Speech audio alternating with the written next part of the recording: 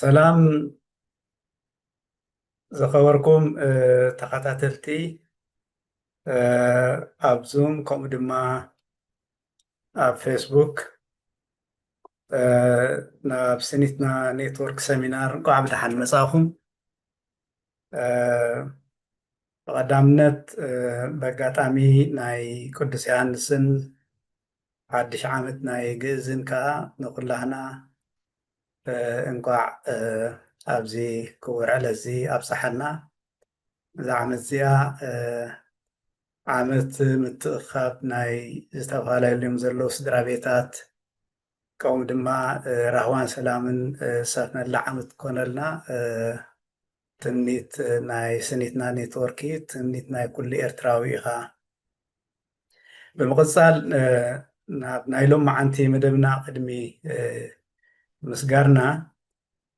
بزاناي كبور ايانا قديم حربينيا قوم دما ارتيست حسين محمد علي كم تويت بتانات زيما كنجمرينا يغني لنا كبرايانا ليجند ارتيست حربينيا حسين محمد علي زراخو ما زار استي عدنا مثل عمرة بتقرخون كله بتقرينيا عدنا حبيرنا نلمعيا let's prosper our nation together يزبلنا زلو حكي حيال ملأختي وانا ملأختي زلوايا اما انكو عاد حن مساخم كبرات تخاتاتلتي بفيسبوك كوم دما بزغزا وشتتكاتلنا زلخم ناي لما عنتي مدبنا قدمي متاوي إذن أيلم عنت النكايدو سيمينار مبر سوسان 4 سيمينار كوينو أقدم أبيلز تجمريو أب مجمريا فبراير حقاو تكالات نمهنا طوعي هاجر منجستي أفتحت زبل أقداسي مدد جميرنايو إذا كانت هاي مالتيو اتي اب وشت عدن اب دقن زلو حزبنا انتا ايتي اقداسنت نايت حقاو تكالات كما يخخ زمسل نحانا انتا اي قديلنا زلو اب زبل نقحاتو نمراخمو قوني نايت سكا زلو خالق ارستات كاني صباح نقهو رأي حيزنا ابتي هاجرنا نمهناس اب زكايد كالسي نطفات تواساتي نمخاني مالتي هجي مخم قصرتا نايزي ارستزي تخاتاتالي سيمينارات كاجميرو سلازا فبراير كم سري وزلهم زار استزيا حقاو تكالات نمهنات طوعي هاجر منجستي اب تحت زبل سيمينار تخايدو كاو قصيلو اب 21 سنه قا هاجراو علاماتاتن قواماوي متكلاتن سلازي اتي هاجراو علاماتات تاي قواماوي متكلات كتا يزبل امونغو خميز امسل سنيتيو كلو زغبا اب تحت زبل كاني سفيح اقربت تغيرو نيرو مالتي كابز قصيلو علت 19 ورحشو عدتها منجستاوي سرعاتات بزبل ارستي سيمينار تخايد نيرو إذا كانتايو مؤكلن زي مؤكلن زبهال سرعاتات كمايو فدرالاو سرعاتات زبهال كمايو أمونغو انتاي زراخب ويزا مساسل هالو انتاي كزفال هالو تقوابرو أبستفالي حاجرات بخمي يسرح انتاي بليشو انتاي ألتو نير تراخي اينا اخواص ازقل اب تحت زبل كازي اقداسي سفيح سيمينار كايدنا نيرنا مالتي دحرزي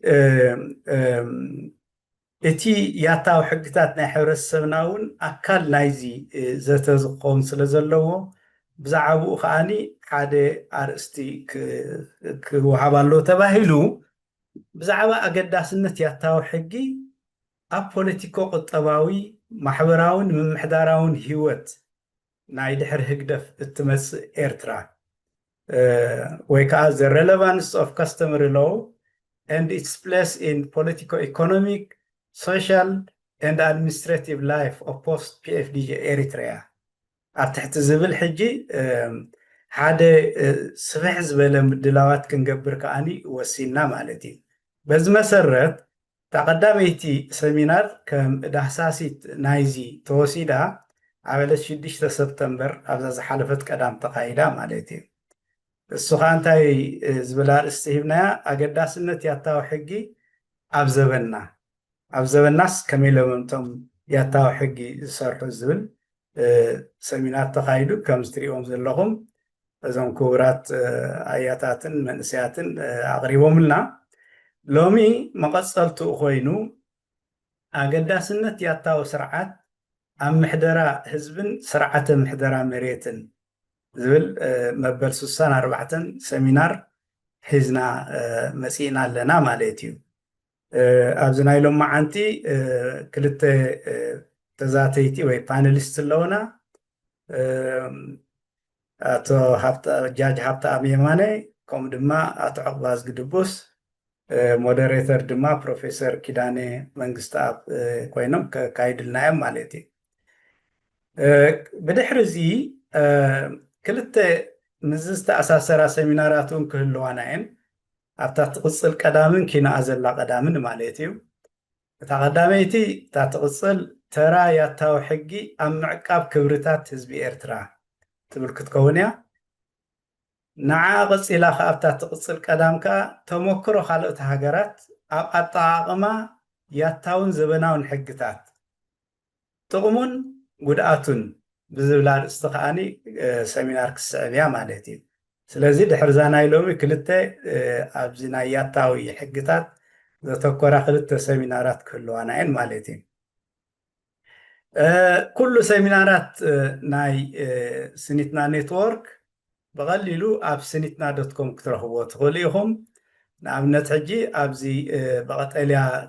ሕብሪ ዘለዎ ስኒትና ኔትወርክ ሰሚናርስ ወይ ከዓ ሰሚናራት ስኒትና ዝብል ኣሎ ኣብኡ ጠዊቕኩም ክትረኽብዎ ትኽእሉ ኢኹም በዚ የማናይ ወገን እውን ስኒትና ዩቲዩብ ዝብል ኣሎ እኒሀለኩም ኣብዚ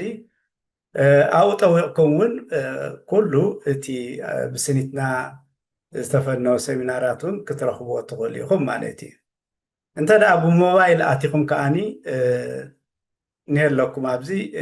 ስኒትና ሰሚናራት ዝብል ሰሚናራት ስኒትና ዝብል ኣብ ታሕቲ ትሪእዎ ኣለኹም ክትረኽብዎ ትኽእሉ ኢኹም ወይ ከዓ ኣብቲ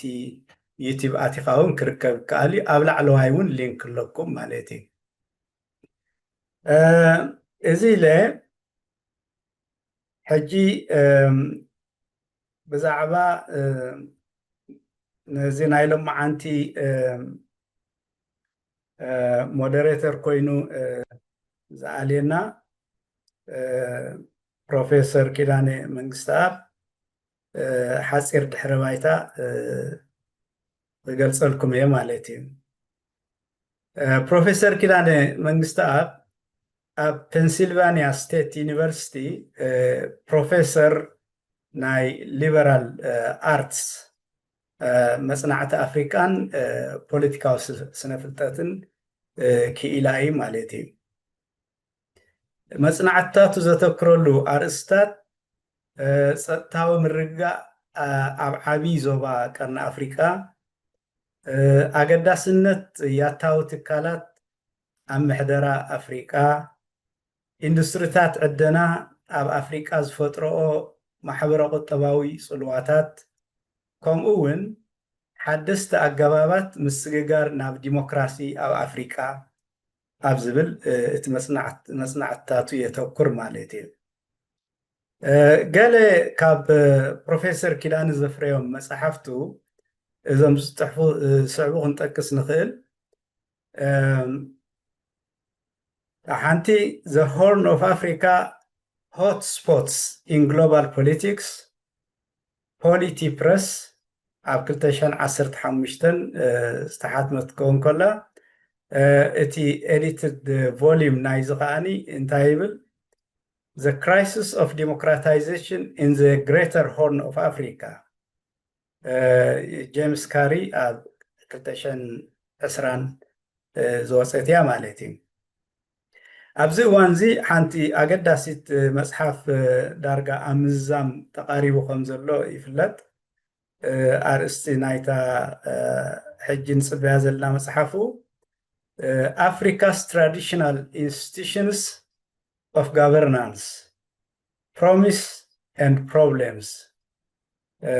ትብል ማለት እዩ ሕፅር ዝበለ ናይ ኣፍሪቃ ያታው ትካላትን ምሕደራን ካብኡ ድማ እቲ ፕሮሚስ መብፃዕታትን እቲ ዝፈጥሮ ፀገማትን ዝብል ብሓርፋፍ ኣተረጓጉማ ስለዚ ሎማዓንቲ ፕሮፌሰር ኪዳነ መንግስትኣብ ሞዴሬተር ወይ ከዓ ኣላይ ናይዚ ናይ ሎማዓንቲ ሰሚናርና ኮይኑ ክውዕል እዩ ኩላህና ኣብቲ ንሱ ዝገብሮ ክንተሓባበሮ ካብ ትሕትና ክፅውዕ ይደሊ እሞ ፕሮፌሰር ኪዳነ ነቶም ዘለዎ ፓኔሊስት ኣላሊኻ ናብቲ መደብ ከተሰጋግረና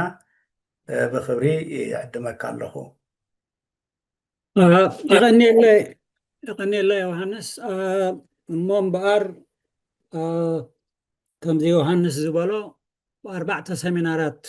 الدالية الله سنيتنا بزعبا زي ياتاوي حقتات ويسرعات ويدما بهلاوي ياتاون بخامي كم زي فلالات رقومن دعي زخانا خوينا أنا بهلاوي إلى أزي صوعا ياتاون ጽቡቕ መግለጽ ይመስል እሞ ግዜ ከይወሰድኩ ሎሚ ክልተ ተዛተይት ኣለውና ክልቲኦም ብትምህርትን ብናይ ስራሕ ተመክሮን ብጣዕሚ ዝምስጥ ድሕሪ ባይታ ኣለዎም ዳኛ ሃብተኣብ የማነ ስፍሕ ብዝበለ ያታዊ ሕግታትን ስርዓታትን ናብ ምሕደራ ህዝቢ ስለ ዝብል ናቱ ስፍሕ ይብል እታ ሓንቲ ብዛዕባ ያታዊ ስርዓታት ኣብ ዕደላ መሬት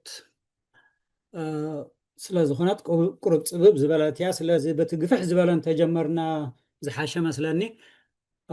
እሞ እምበኣር ድሕሪ ባይትኦም ናይ ዳኛ ሃብተኣብ ከምዚ ይመስል ዮሃንስ ብሕፅር ዝበለ ናቶም ድሕሪ ባይታ ልዮ ክለይ ነይሩ ግን እቲ ንሱ ዝለኣኸለይ እውን ኣነ ዝያዳ ሕፂረ ዘቕርቦ ዘለኹ ስለዚ እንታይ ደኣ ፅቡቅ ገይሩ ዘይገለፀ ድሕሪ ባይታና ኢልኩም ኣይትቀየሙኒ ምእንቲ ግዜ ንምቁጣብ ማለት እዩ እሞ እምበኣር ዳኛ ሃብተኣብ ካብ 2000 ክሳብ 2006 ዳኛ ናይ ላዕለዋይ ቤት ፍርዲ ናይ ኤርትራ ኮይኖም ዘገልገሉ እዮም ካብ 2006 ክሳብ 2016 ድማ ኣብ ላዕለዋይ ቤት ፍርዲ ናይ ይግባይ ናይ መጨረሽታ ናይ ይግባይ ሰማዒ ኮይኖም ኣገልጊሎም ማለት እዩ ካብ 2008 ክሳብ 2015 ከዓ ንገበናውን ሲቪላውን ሕጊ ኤርትራ ኣብ ምንዳፍ ከም ኣቦ ወንበር ኮይኖም ኣገልጊሎም ማለት እዩ ካብዚ ናይ ፍርዲ ናይ ለውን ውፅእ ዝበለ ከዓ ከም መምህር እውን ኣገልጊሎም እዮም ኣብ ካልኣይ ደረጃ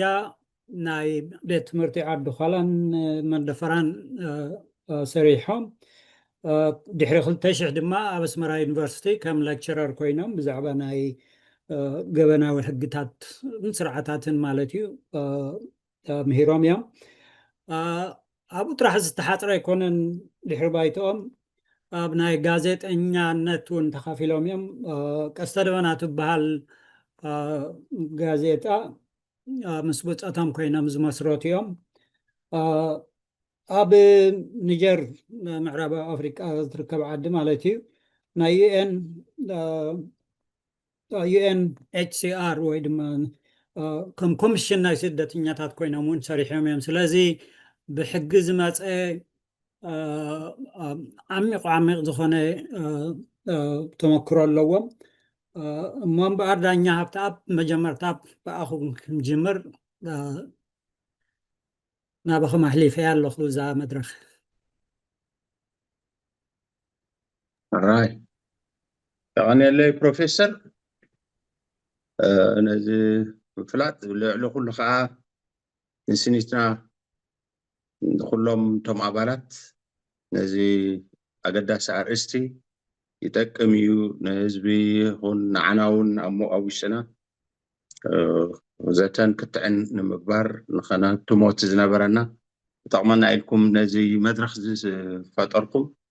مسكنكم سلازي إذا خمت استبحال ما قد سألت أنا إتي بقدامي كلتا شعيرنا لنا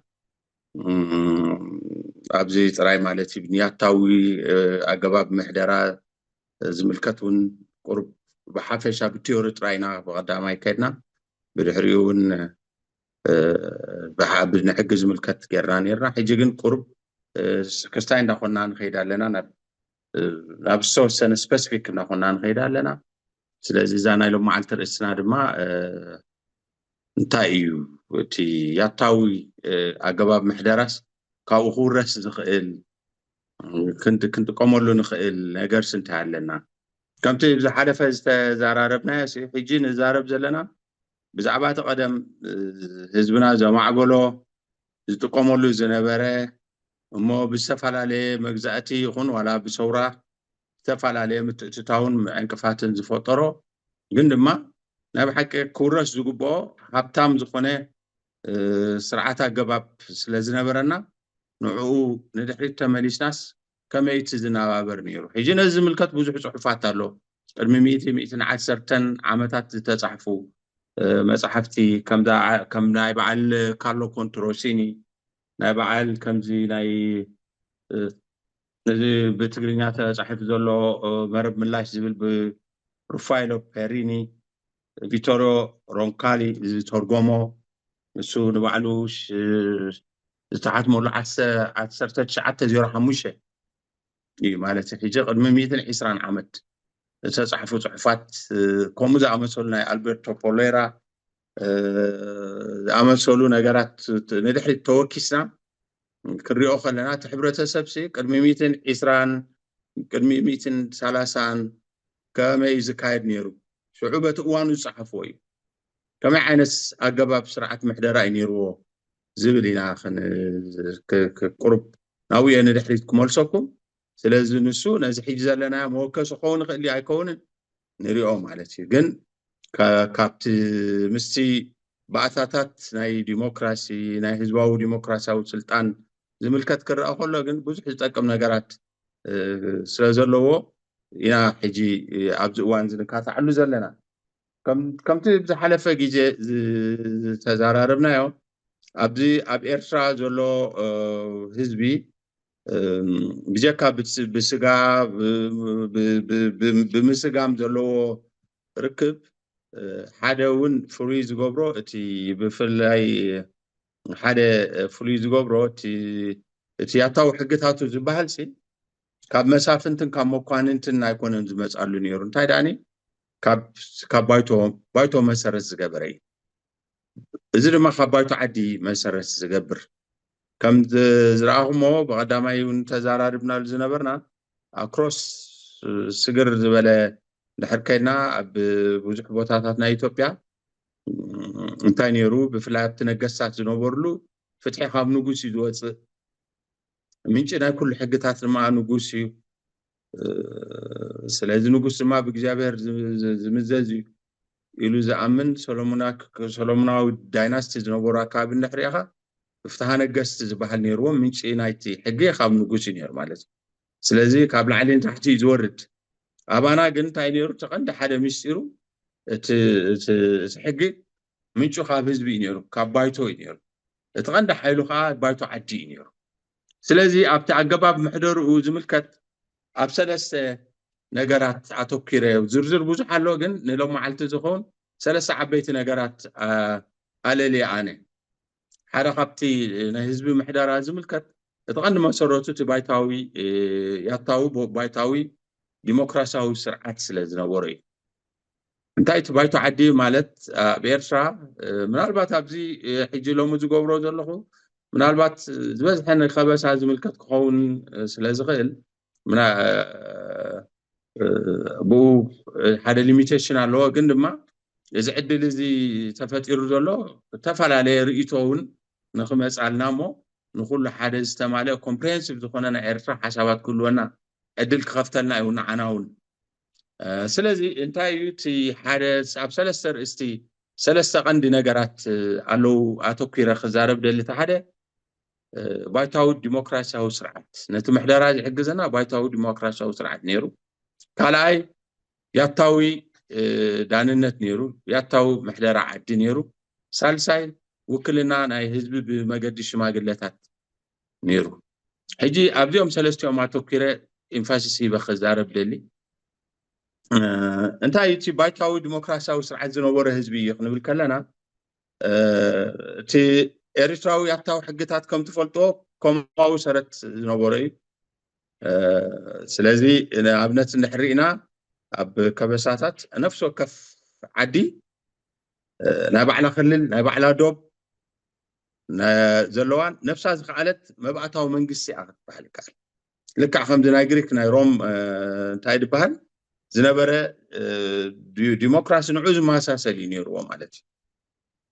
ኣገባብ ምሕደራ ባይታዊ ስርዓት ማለት እንታይ ማለት እዩ ምናልባት ነቶም መንእሰያት እምበር ነቶም ዓበይቲ ባይታዊ ስርዓት እንታይ እዩ ነበርቲ ዓዲ ኣብ ባይቶኦም ተኣኪቦም ብዛዕባ ንዓዲ ዘገድስ ንዓዲ ዝምልከት ይዕበይ ይንኣስ ጉዳያት ብዘተን ብምይጥን ውሳኔ ዝህብሉ መድረኽ እዩ ማለት ባይቶ ዓዲ ናይ ገዛእ ርእሱ ስርዓትን ኣገባብን ኣለዎ ማለት እዩ ባይቶ ዝበዝሕ ግዜ ከም ትፈልጥዎ ኣብ ፅላል ዓበይቲ እዋም ዳዕሮ ሞሞና ሳግላ እዩ ዝካየድ ኣብ ማእኸል ዓዲ እውን ኣብ ፅላል ዘለዎ ቦታ ይካየድ እዩ እንታይ እዩ እቲ ኣገባብ ብልዝብን ብሰላምን ብምርዳእን ክዛዘመታን ብፀሎትን ምህለላን ብምርቃ ካህናትን ዓበይቲ ዓድን ይጅምር ባይቶ ዓዲ ድማ ብዓበይትን ለባማትን ክኢላታትን እንዳተዓለየ ንኩሉ ነባሪ ብማዕረ ኣሳቲፉ ማዕረ ዕድል ሂቡ ማዕረ ርእይቶ ክህቡ ገይሩ ውሳኔ ዝህብ ነይሩ ደቂ ዓዲ ርእይቶም ናፍሰሱ ብዛዕባ ንዓዶም ዝምልከት ንመሬት ዝምልከት ይኹን ንሕዛእቲ ዝምልከት ዝሕረስ ወይ ዝቃደር ግራውቲ ብዛዕባ መስርሒ ቤት ንመርዓ ንተስካር ዝኸውን ዕንጨቲ ንዕለታዊ ሃልኪ ዝኸውን ዕንጨቲ ሓለዋ ገረብ ኮነ ሓለዋ ኣድገ በቕሊ ናይ ማይ ኮነ ናይ ኣግራብ ሓለዋ ብዛዕባ ዋሬዳ ዝሕረስ መሬት ኮነ ጤሳ ዝኸውን ገዛውቲ ብዛዕባ ሞገዲ ኮነ ብዛዕባ ንዓዲ ከካይዱ ዝምረፁ ሽማግለታት ኣማሳሕቲ መሬት ብዛዕባ ዝሕረስ ኮነ ንጢሳ ዝኸውን መሬት ኣደላድላ ኣካያይዳ ኳደረ ንጉዳይ ዓዲ ዝምልከት ኣብ ክንዲ ዓዲ ኮይኖም ዝገይሹ ዝምጉቱ ወዳእቲ ነገራት ንምምራፅ ከምኡ ደረት ሓላፍነቶም ንምውሳንን ዋኒን ናይቲ ባይቶ ዓዲ ስለዚ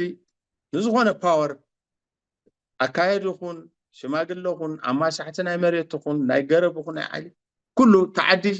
ተኣኪቡ ተማያይጡ ውሳኔ ዘሕልፈሉ እዩ ኣነ ባዕላይ ዓዲ ክኸይድ ከለኹ ዝዕዘቦ ዝነበርኩ ሒዛእቲ ከምዚ መስከረም ክቐርብ ከሎ እንታይ ገብሩ እከብሞ ንሕዛዮ ነስዕሮ ቤን ይጀምር ኢሎም ብማየቱ ንዕንጨይቲ ዝምልከት ንመርዓ ክኸውን ከሎ ክንደይ ተጎታቲ የብሉ ክንደይ ጾር ንመርዓ ንተስካር ክኸውን ከሎ ንመስርሒ ቤት ነዚ ኩሉ ዓዲ ተኣኪቡ ዝውስኖ ማለት እዩ ስለዚ እቲ ንዖም ዝምልከት ነገር ባዕሎም ናይ ምውሳን እዚ ነፍሰ ምሕደራስ ነይርዎም ማለት እዩ ካብዚ ሓሊፉ እውን ዋላ ንቤተክርስትያን ነቲ ዓዶም ዘሎ ቤተክርስትያን ይኹን መስጊድ እውን ንማሕድሮ ካህናትን ዲያቆናትን ዓስቦም ዝምልከት ድማ ባይቶ ዓዲ ዝውስኖ ኣሎ ኣብ ክንዲ ዓዲ ወይ ከምና ኣብ ክንዲ ዓለም ዝብሎ ወኪሉ በቲ ዓዲ ዝሰርዓሎም ማሕደሮ ከነባበሩ ንጉዳይ ቤተክርስትያን ኣብ ክንዲ ዓዲ ኮይኑ ዘገልግል ቀሸ ገበዝ እውን እታ ባይቶ እያ ትመርፆ ማለት እዩ ብዓብዩ እቲ ሽሙሕዋት ዝብልዎ ጭቃ ዝብልዎ እውን እቲ ቀደም ቆፅሊ ኣውዲቖም ዝመርፅሉ ናይ ነፍሲ ወከፍ እንዳን ማይ ቤትን ሪም ኣብ ግምት እትዮም ውክልናኦም ዘረጋግፅሉ ንዓዲ ዝውክሉ ሽማግለታት ዝመርፅሉ ህዝባዊ መድረኽ ነይሩ ክበሃል ይከኣል ስለዚ እቲ ህዝቢ ንዑ ዝምልከት ነገራት ማለት ንሓባር ናብራ ዝምልከት ነገራት ናብ ዓዲ ብሓንሳእ ተሳንዮም ክነብሩ ዘድሊ ነገራት ብባይታ ዓዲ ተዘቲሉ ከይተወሰነ ብህዝቢ ተቐባልነት ክረክብ ከቶ ኣይክእልኒ ኣብ ግብሪ ክውዕሉን ኣይሸጋሪ እዚ ባዕሉ ምውሳን ዝለመደ ህዝቢ ስለ ዝኾነ ንጉዳይ ዝምልከት ተኣኪቡ ባዕሉ እዩ ዝውስኖ ነይሩ ስለዚ እሱ ዘይወሰነ ነገር ድማ ኣብ ተግባር ክውዕል ከቶ ዘይሕሰብ እዩ ስለዚ ባይታ ዓዲ ብነበርቲ ዓዲ ብግቡእ ተዘቲሉ ንዝተወሰነ ነገራት እንታይ ኣድቫንቴጅ ኣለዎ እንታይ ጥቕሚ ኣለዎ ንተግባራውነቱ ኩሉ ነባር ዓዲ ክቕበሎን ክምእዘዞን ዝኽእል እዩ ስለዚ እቲ ሕጊ ዝወፅእ እቲ ዝምዘዝ ነገራት እዚ ሕጂ ንክትግበር ቀሊል ይበርካ ህዝቢ ባዕሉ ስለ ዝውስኖ ዋና ነገሩ ባዕሉ ስለ ዝኾነ ቁሩብ ከም ዓበር ኢሎም ኣብዚ ሕጂ ዝኸስዎ እንታይ ናይ ደቂ ኣንስትዮ ኣብቲ ባይቶ ኣያሳትፍ ነይሩ እዩ እምበር ባይታ ዓዲ እምበር ካብ ደረጃ ዓዲ ጀሚሩ በአካል ከምዚ ዳይሬክት ዲሞክራሲ እንዳሳተፈ ብደረጃ ሕጊ እንዳባውን ንዝግበር ምንዳፍ ሕግታት ብኸም ገይሩ እዩ ዝኸይድ ኣብ ብዙሕ ቦታታት እንድሕሪኹሞ ኣብቲ ያታውያን ሕግታት እንድሕሪኹሞም እቲ ሕጊ ዝደደፉ ሰባት ተራ ሰባት እዮም ምናልባት ፍልጠት ሕጊ ክእለት ሕጊ ወይ ትምህርቲ ናይ ቤተክርስትያን ገለ ዝነበሮም ጸሓፍቲ ኣቅሽሽቲ ዘለውዎ እዩ ስለዚ ኣብዚ እውን ተፈላለየ ሲስተም ነይርዎ እቲ ህዝቢ ኣብዚ ጠለቂልና ክንኣቱ ኣይኮናን ሕጂ ምስ ዘለና ግዜ እምበር እንታይ እዚ እውን ውክልና ካብ ዓዲ ዝጀመረ ውክልና ነይርዎ ኣብ ገሊኡ እንታይ ነይሩ ብወረዳ ዳሓር ምናልባት ኣቶ ዕቁባ ዝገጠቕሶ ኮኑ ብጉልቲ እውን እቲ ቀደም እቲ ወረዳ ወይ ጉልቲ ዝበሃል ክልተ ኣገባብ ነይርዎ እንታይ እቲ ዓዲ ንዓዲ ዝኸውን ጭቃ ዝምረፅ ካብ ዓዲ ይምረፅ ነቲ ጉልቲ ንወረዳ ከዓ እቶም ጭቃታት ናይ ዓዲ ሓደ ኮይኖም ንዖም ዝውክል ሓደ ምስሌነ ንበሎ ከምቲ ዳሓር ምስሌነ ዝተባህለ ኣብቲ ናይ መራሒ ናይ ጉልቲ ወይ መራሒ ናይ ወረዳ ከምኡ ይምረፅ ነይሩ እዩ ማለት እዩ ስለዚ ሕጂ እንታይ እዩ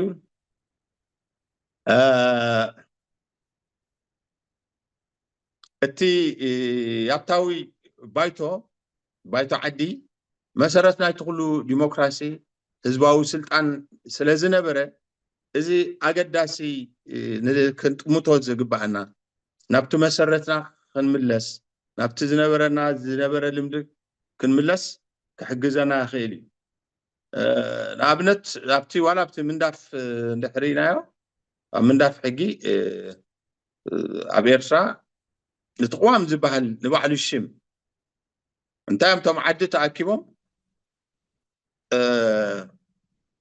ንዓዶም ዝምልከት ውሳኔ እሞ ኣቂምናዮ ቅዋም ጌርና እዚ ኣቂምናዮ ኢና ሰሚርናዮ ኢና ተቐቢልናዮ ኢና ስለዚ በዚኣ ንኺድ ንዝብልዎ እዩ ካብኡ ዝተበገሰ እዩ እሞ እዚኣ ኣቂምና ኣለና እዚኣ ሓጊግና ኣለና ንኽብሉ እዩ እዚ ብኸምኡ ኢኻ ናብቲ ቅዋም ዝብል ትሽም መፂኡ ካብ ዓዲ ዝተበገሰ እቲ ዘቕምዎ ኣብ ዓዲ ተኣኪቦም ዘቕምዎ ነገር ስለዚ ኣብ ኤርትራ ኣብ ትሕቲ ቅዋም ንኽትመሓደር እቲ መሰረቱ ካብቲ ሽም እውን ንሱ እዩ ነይሩ ማለት እዩ ስለዚ ሓደ ካብዚ እቲ እንታይ እዩ እቲ ዘሪአካ እውን ኣብቲ ምንዳፍ ናይ ሕግታት እንታይ እዩ ምንጪ ዝኾነ ስልጣን ሓላፍነት ህዝቢ ምንባሩ ኣብ ምሕጋግ ሕግታት ዝሳተፉ ድማ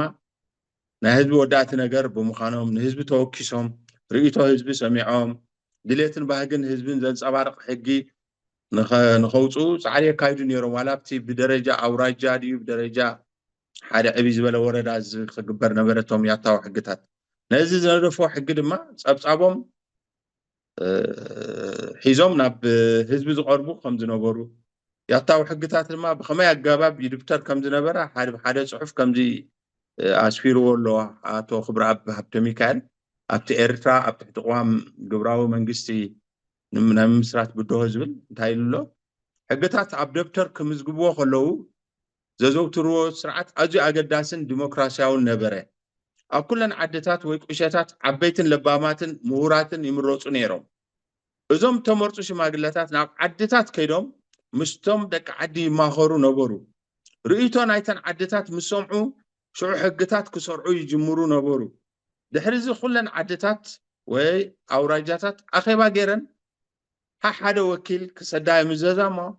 عبو قبائي يقبر تقبائي نتز قربة نفي حق يزيتيولن ما عرمت هاي قبرولن أبس ممع مسبوط حقا اتنفس أديقو حق يقون قوام يقون صحفت ماكينة سلازينا براغما كلتا قدح كوينو بصحف في صحف نبرا حانتي مسوكل عادي حانتقا مستي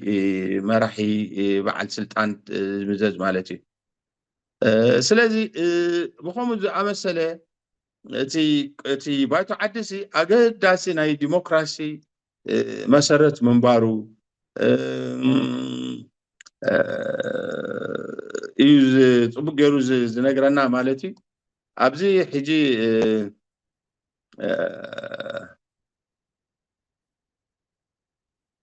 أبزي أبتقصي حجي نحريا خايو أب تقدم قدمت سيام مجزعتات قال ممصوم انتايب لنا جي بيريني مانيشمو روفيلو بيريني انتايب لنا أبنت أبزو ناي أكولو جزايد ملكت أبدتنا علو كابتن تشحيزو بوليتيكاو زبال مزنة هاي فلتني نيرو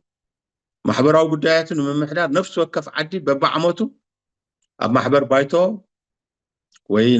نبارو وي حلقة عمد تبهل مرحي مرسو نيرو إذن أبومبر نايت بايتو ناي محبر السب أفنيا دا أمبر تكباراوي بوليتيكاو سلطان سعينا برن بلنا سلازو على بتحدثي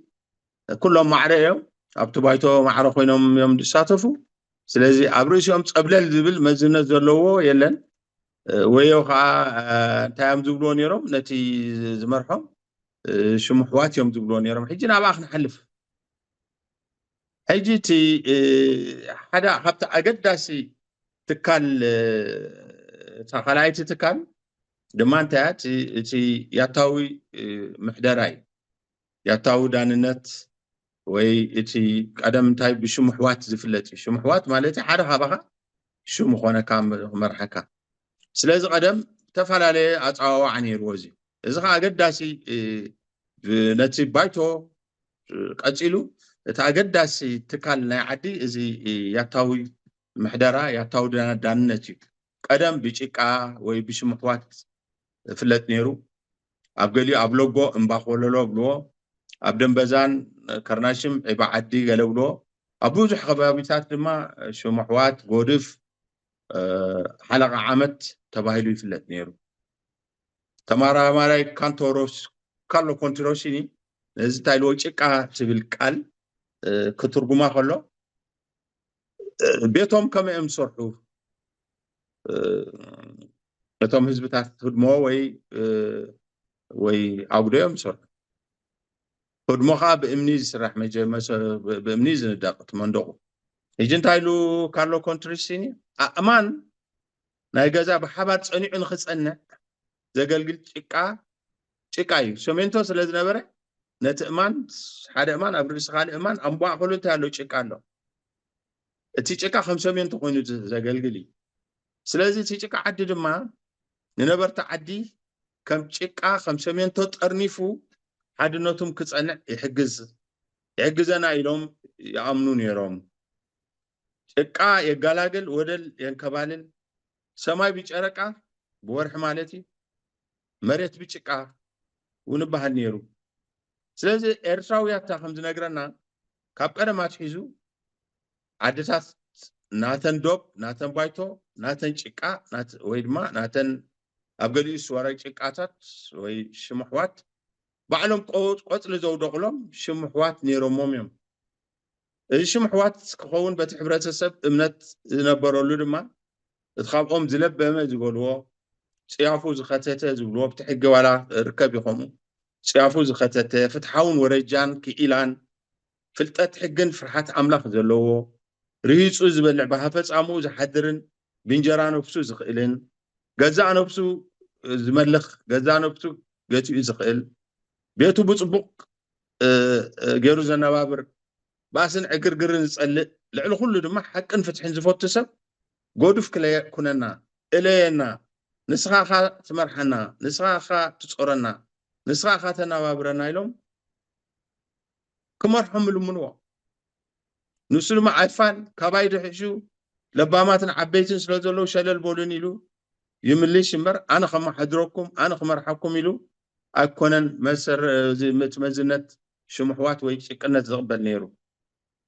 لمينهم سلازم زوج ما نتنسو زوج حساب ويتأزاز ويوساني كإزازو كخبروه مورالاو حلافنت علوم أبر مزر كبر ما أبزخونه جيجي بخالق يرولو زخيل أجباب علوم حنت خبتنا أجباب ويجي تبهلالاتهم نابنت تيجكا ويتشمحوات نتزنا برا مسكرنات دانيا خوين قبل شبتن دحر تمزيزو ويجي لهم مالسي ويجي لهم كم تغيرونكو قبرو تخلو لهم اتقولف زبل سم وين انتارينا قولف كنا نازبلو نقول زغيل نقول كم قولف زغوني حاتو فل ورفنا عندناس كم ناي تاي مالتي سكاريكو مالتي ناي موقو حف بوتا مالتي اتقولف فيلم زصمحوا قولف كنا نازبلو دما نقول زغيل نقول سكام نقول عقب زستر مالتي كالي اترف انت عم دبلو تجماد مريم ناي مدحنيت يسوع كريستوس اب غودو في صنيح كمان يلوم كابرويم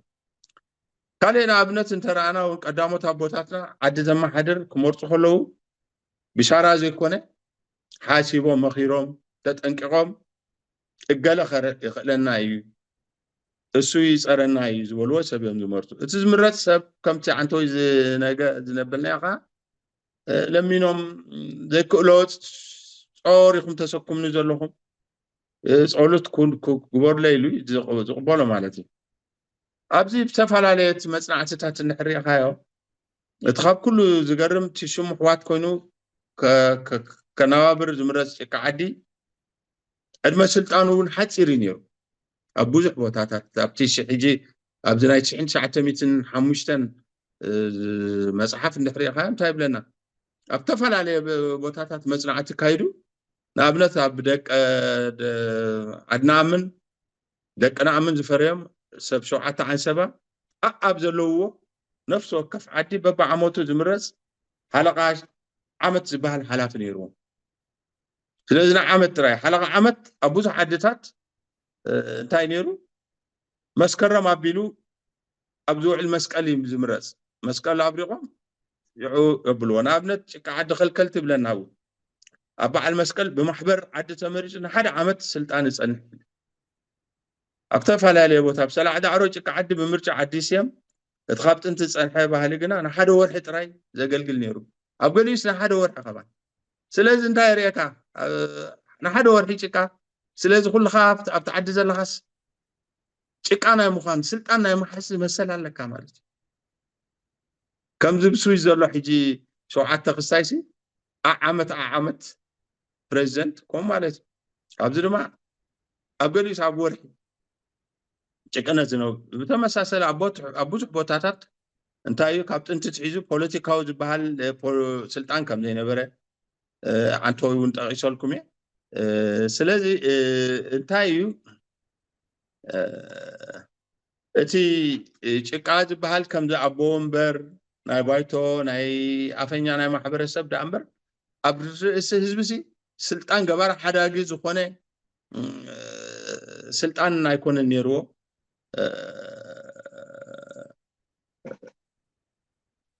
ስለዚ ማሕበር ዓዲ ድማ ማሕበር ወይ ባይቶ ዓዲ ነዚ ዕድል ተጠቂሙ ንመዝነት ኣሕዋት زبق عشوم أب عمت يفتن مالتي زبق زولو شوم كتك نتغاقل قد سنحب وقعاتو زي مسكرخا دقيمو خمرس مسال علوه إذا ردعنا دما مزنت شكنت انت أب عمت انت أول حن كلهم دك عد خبوصهم عبت خلوه دلوه مخانو كابزا عبد دما يخون يكون مجلس إناي ديمقراسي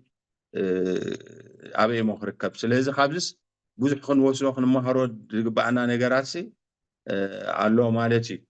ስለዚህ እቲ ናይ ስልጣንን ሓላፍነት ናይ ጭቃውን ብዝርዝር ዋላ በዓል ዶክተር ሙሴ ኣብዚ ጠቂሶም ኣለዉ أبزناي برخت قدامه زبال زرجيرو ملو انتايسو بشماغلتات اندات عليه يفتحي صدتا سلام زوحس عد قندي انا بابار قدات عدي بفقادن حلافنتن حزبن تمريص دما نربحها عد زوكلي سلازي ابت زرزرو دحار منالبات بزح زرزري تحلافنتو سلازي زي اقداسي تكالي نيرو مالتي ازي بشبحوات زمرات شمحوات زبال لعلو كله انتاي نيرو حدا حقኛ ዝኾነ بعلم محدار كم ዝነበሮ ስለዚ ብዘይካ ሓደ ፍሉይ ዝኾነ ሽመት ነቲ ህዝቢ ባዕሉ ብፍኑ ባዕሉ ዝመርፆ እምበር ካብ ካልኦት ዝፀዓነሉ ክስታይ ከም ዘይነበሮ እዚ ዝርዝር ረብል እዩ ካልእ እንታይ እዩ ሓደ ካብቲ ኣብቲ ዳንነት ተራ ነባሪ ህዝቢ ኣብ ምውሓስ ፍትሒ ግሉፅነት ዝነበሮ ምምሕዳር እዩ እቲ ጭቃ ሕጂ ክልተ ስራሕ ይሰርሕ ሓደ ጉዳያት እውን ከም ዳኛ ኮይኑ የገልግል ኣመሓዳሪ እውን ናይ ተዓዲ እዩ እቲ ናይ ምምሕዳር ተግባራቱ ኣብዚ መፅሓፍ እውን ናይ በዓል ዶክተር ሙሼ ተዘርዚሩ ተፃሒፉሉ ኣብ ገጽ 43 ካብ መንግስቲ ትእዛዛትን መምርሒታትን ተቐቢሉ ንህዝቢ የመሓላልፍ ዓመታዊ ገብሪ መንግስቲ ካብ ህዝቢ ዓዲ እክብ ንመንግስቲ የረክብ ንክልተ ሰብ ነገር ደቂ ዓዲ ዳን የተዓረቕ የማጉት የጫብጥ ባይቶ ፀዊዑ ህዝቢ ዓዲ እክብ ባይቶ ይመርሕን ከምኡውን ድሕሪ ውሳኒኡ ይግባይ እንተዳ ተባሂሉ ነቶም ነፍሲ ሰብ ነገር ሒዙ ናብቲ ልዕሊኡ ዘሎ ምስለነ ወሲዱ ጭብጥታት የፍስስ ክልተ ጉዳይ ክልተ ሰብ ነገር ወንጀል ዝሓወሰ እንተኮይኑ ናብ ፖሊስ የሕልፎ ዘበናዊ ክኸውን ከሎ ማለት እዩ ዝተፈላለዩ ናይ ዓዲ ዘገልግሉ ኮሚቴታት ኣብ ምምራት ምዛቕን ይተሓበር ኣብ ዓዲ ዝረአ ወይ ዘጋጥም ትርኢታት ሓደጋ ከብፅሕ ዝኽእል ኣጋጣሚታት ፀጥታዊ ኩነታት ወራር አንበጣ ባርኖስ ካልእ ዓይነት ብእዋኑ ንመንግስቲ ይሕብር ዝርዝር ኣብለኩም ድሕር ደሊኹም ፅቡቕ መፅሓፊ ተፃሒፉ ዘሎ ኣብቲ በረኸት ቀዳሞት ዝብል ስለዚ ኣብዚ ሓደ ካብቲ ጭቃ ወይቲ ሽሙሕዋት ወይቲ ጎዱፍ ንበሎ ወይቲ ሓለቓ ዓመት እንታይ እሱን ገባር ሓደግ ይኮነን ኣብቲ ፍርዲ ኣብቲ ፍትሒ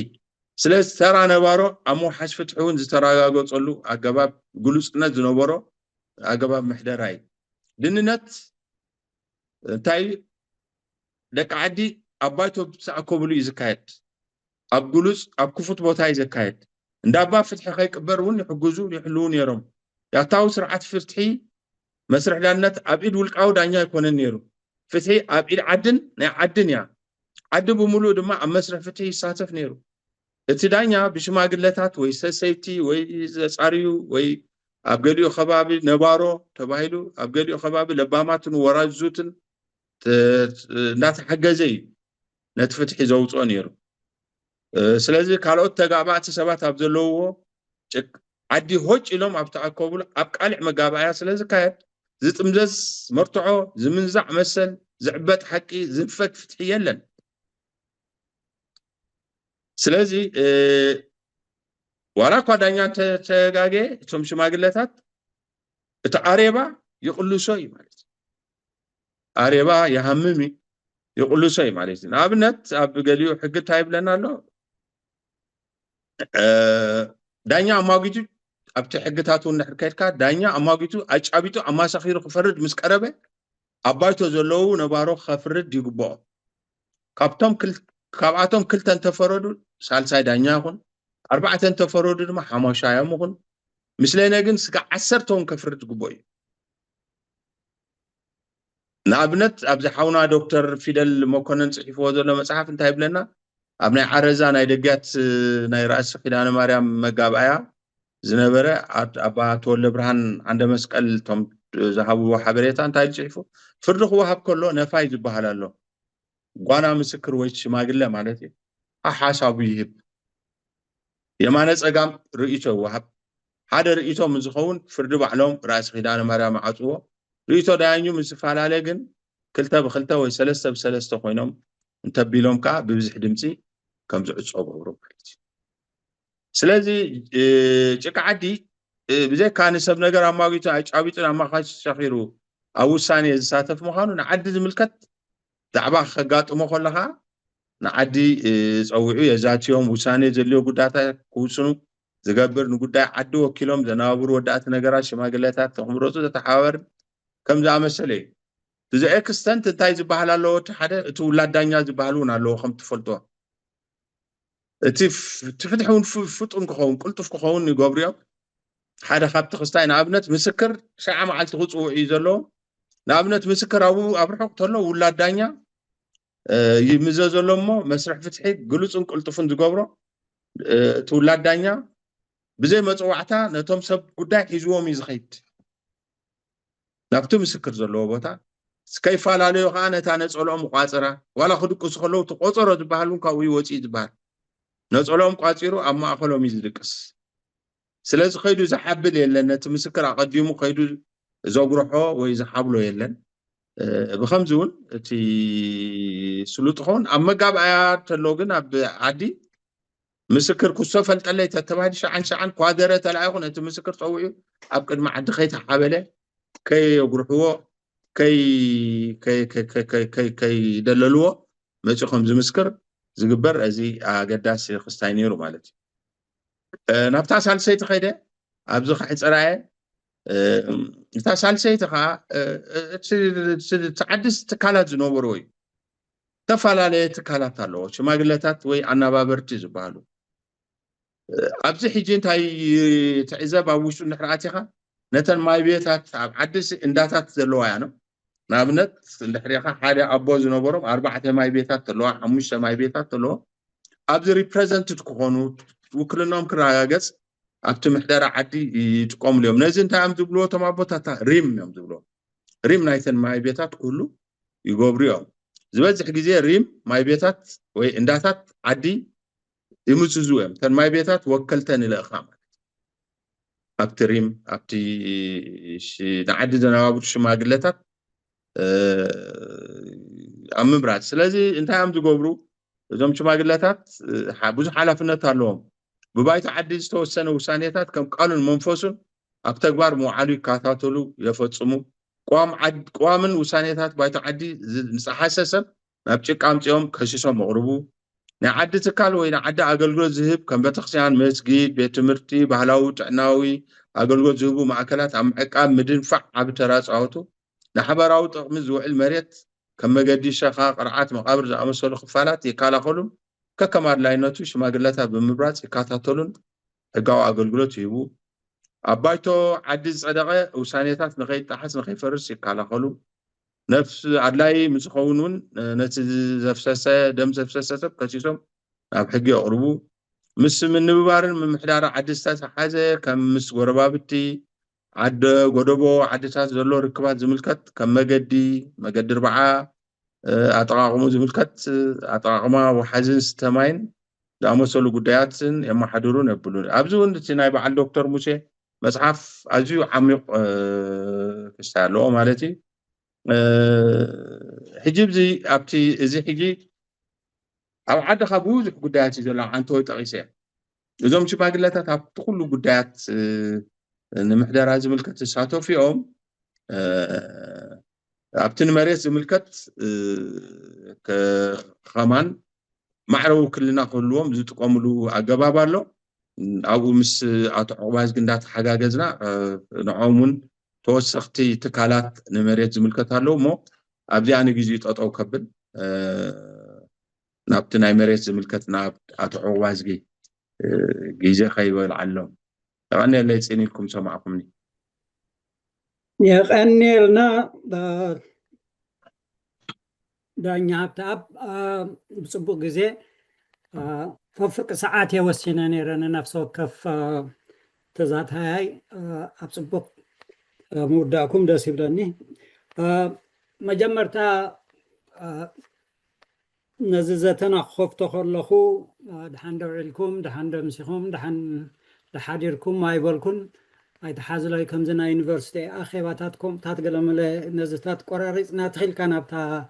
ነጥቢኻ ተኣትብኡ ስለ ዝለመድክየ እምበር ድሓን ደውዒልኩም ድሓን ድሓዲርኩም ድሓን ደምሲኹም ኢለ ክጅምሮ ነይሩኒ ድሓር ኣብ ነዚ ሰሚናራት ትካፈሉ ዘለኹም ቋዕ ድሓን መጻእኩም ክብል ነይሩኒ ኣይተሓዝላይ በቲ ናይ ዩኒቨርሲቲ ልምድታት ስለ ዝፀየቐና እዩ እማም እምበኣር ናብ ኣቶ ዕቑባ ዝገ ድቦስ ክሓልፍ ናይ ትምህርቲ ባክግራውንድ ወይ ድማ ድሕሪ ባይታ ከመይ ይመስል BA ዲግሪ ብኢንተርናሽናል ሪሌሽንስ ኤንድ ማኔጅመንት ካብ ዌብስተር ዩኒቨርሲቲ ተቐቢሎም MA ድማ ብፖለቲክስ ኤንድ ዲቨሎፕመንት ስታዲስ from Institute of Social Studies of Netherlands ዝርከብ ዩኒቨርሲቲ ማለት እዩ ካብኡ ተቐቢሎም ሳልሳይ ናይ ሕጊ LLM ዝበሃል ፐብሊክ ኢንተርናሽናል ሎ ድማ from ኤራስሙስ ዝበሃል ዩኒቨርሲቲ ኣብ ኔዘርላንድስ ዘሎ ማለት እዩ ናይ ትምህርቶም ድሕሪ ባይታ እዚ ይመስል ድሓር ምስ ኢንተርናሽናል ክሪሚናል ትሪቢዩት ናብቲ ናይ ፎርመር ዩጎዝላቪያ ተመክሮ ኣለዎም ኣብኡ ተኻፊሎም ኣብቲ ናይ ኤርትራውያን ቃልሲ ንስርዓት ሕጊ ንምኽባርን ጃስቲስ ወይ ድማ ፍትሒ ንምምፃእን ድማ ናይ ነዊሕ ቃልሲ ተኻፈላ እዮም ሕጂ መንበር ናይ ኤሪትራን ኦርጋናይዜሽን ኦፍ ኤሪትራን ዩኒቲ ኮይኖም ዝንቀሳቐሱ ዘለው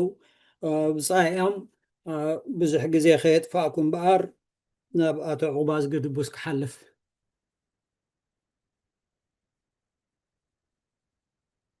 ኣቶ ዕቑባ ዝጊ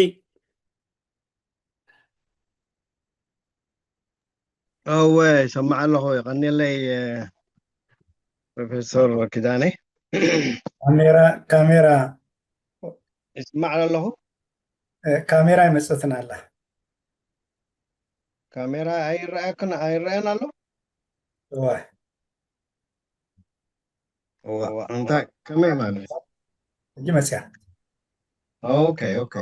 እንታይ ሽሙ ሃበኒ ሰዲደልካ ነይረ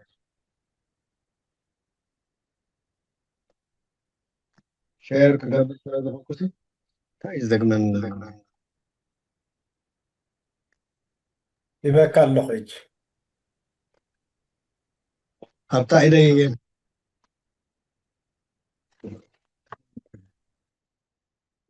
ኣብ ስክሪንካ ሼር ትገብር ተሊኻ እዚ መፅአ የለን ናይ ኣብ ሼር ክበል ተናሕስኪ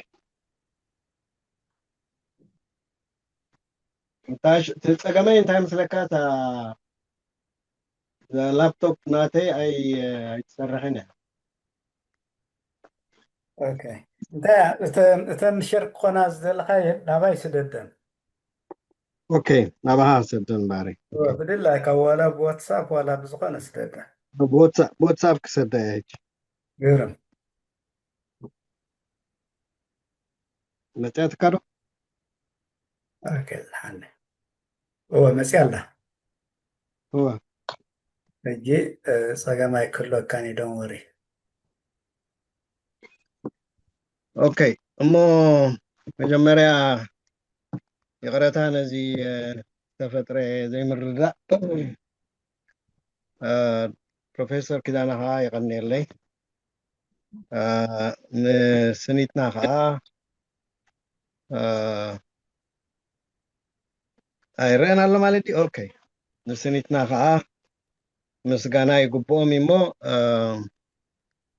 ንኩልኩም ከዓ ሰላም ኣይረሳዕኹም ከምዚ ንሪኦ ዘለና መወከስታት እዚ ሊስታ ኣትዩ ዘሎ እዩ ይረአ ደሎ ሓቀይ ወወ ፅቡቅ ኣሎ እዚአንን ካልኦትን ሰብ ክውከስ ይኽእል እዩ ድሓን ንሕለፍ ቁሩብ ከዛርበና ስለ ዝኾነስ ሕለፍ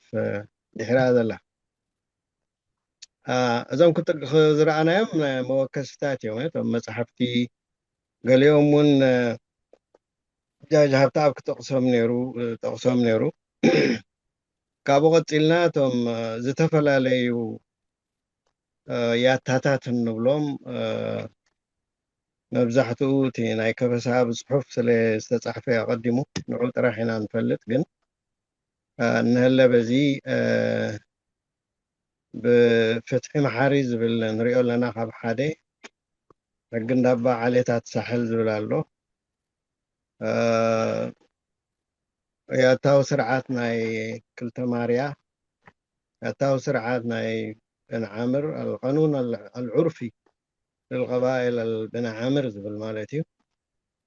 بيلن ون سرعات بيلن بيت تاركة توكي عصرت خلت نقد زبل بعفار ون نريو دلنايو بور عالمي ماذا من البات بدما مصاب قليو خقاقي خيلي خون توم تفلطو ترى حقاقو زتخليهم እዚኦም ንሪኦም ዘለና ክሳብ 12 ቢሎም ዝኾኑ ኣለዉ ሕለፍ ስገር ጥራሕ ንዕኡ ንምዝኽኻር እዩ ካልኦት እውን እዚኦም ነውለ ኣብ ታሕቲ ብቐይሕ ተፃሒፎም ዘለዉ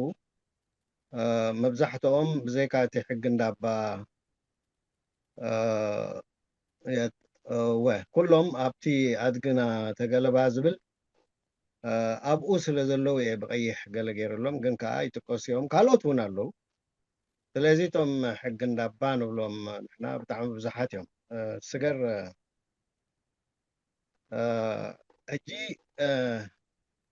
ሕቶ ክንሓትት ኣለና እቲ ሕቶ እንታይ እዩ ከመይ ጌርና ኢና መሬት ወሲድና ከመይ ጌርና ኢና መሬት ሒዝና ዝብል ኣሎ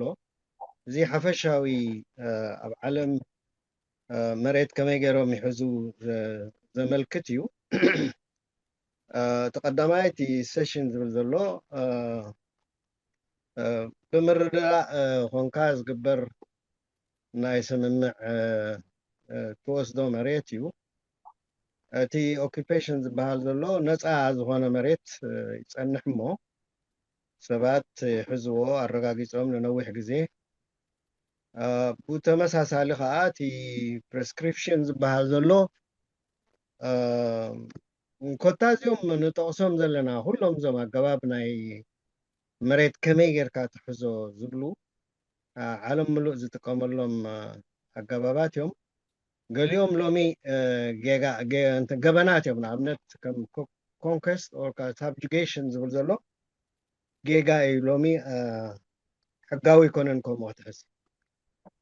መግዛእቲ ከሎ ግን ልክዕ እዩ ነይሩ ሽዑ ብከምኡ ክትሕዝ ትኽእል ኢኻ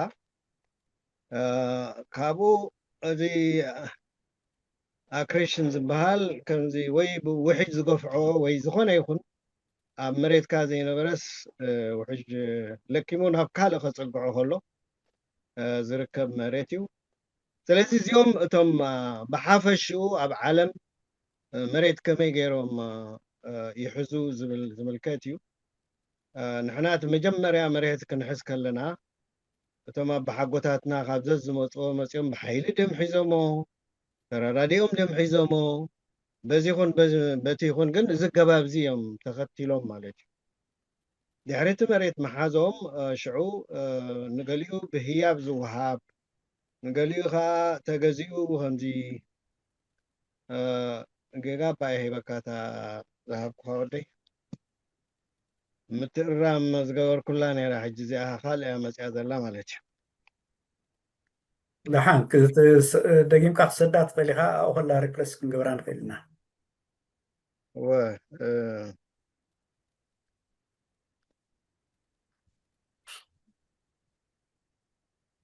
የቕረታ ቁሩብ መእረምታ ዝገበርኩላ ስለ ዝረኣኹ ድሓን በቃ ስቕልና ንኸይድብኡ ጌርና ስለዚ እዚ እቲ ብሓፈሽኡ መሬት ከመይ ጌርና ንረኽቦ ዝብል እዩ ንቐፅል ጆን መሬት ኣብ ኤርትራ ብኸመይ ተታሒዙ ወይ ከዓ ብኸመይ ተወኒኑ ዝብል بمتاحت خنجمر تخوينا ويكا بزي بقولان ولو እቶም ትግሬ ክብሎም ኣይደለኹን እቲ ቋንቋ ትግሬይት ስለ ዝበሃል እቲ ትግረ ከዓ ካልእ ትርጉም ስለ ዘለዎ ብትግሬይት ዝብል ቋንቋ እየ ፅሒፈዮ ዘለኹ ስለዚ ቅድሚ ብንዓምር ይኹን ቤታስገደ ይኹኑ ማርያ ይኹኑ መንሳዕ ምምፅኦም እቲ ሶሳይቲ ኣብኡ ብኸመይ ይነብር ነይሩ ዝብል ሕቶ ምምላስ ዘድሊ ይመስለኒ እሳቶም ከዓ ካብ ስድራ ቤት ይጅምር ዓይላ ብልዎ እንደገና ስድራ ቤታት ብዙሓት ኮይነን ከዓ ሕሰት ዝብልዎ ዝለዓለ ይበፅሕ ካብኡ ዝተፈላለዩ ሕሰታት ብሓደ ኮይኖም ከዓ በደና ዝበሃሉ ወይ ከዓ ከምዚ ኪንሽፕ ዝበሃል ይኸውን ካብኡ እቲ ዝለዓለ ቀቢላ ይኸውን ማለት እዩ ስለዚ እዚኦም በብደረጅኡ ነናቶም ሓላፍነት ነይርዎም ነቲ ህዝቢ ዘመሓድሩ